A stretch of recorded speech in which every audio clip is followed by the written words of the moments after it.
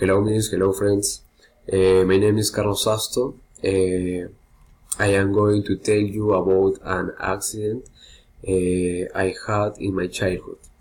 When I was 10 years old, about 14 years approx, I was playing soccer with my friends at the school.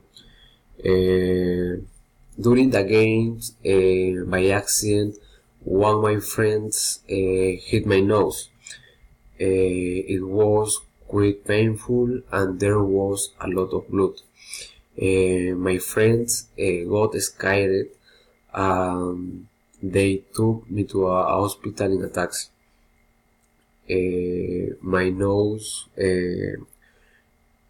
hurt for 2 weeks until I healed it complete.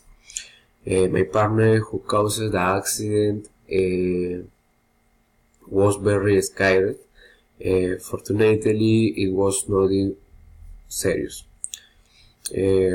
Well, friends, this was my experience of an accident in my past.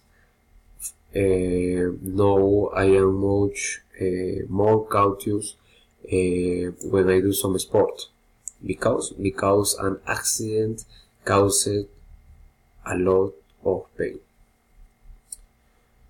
Good day, everybody.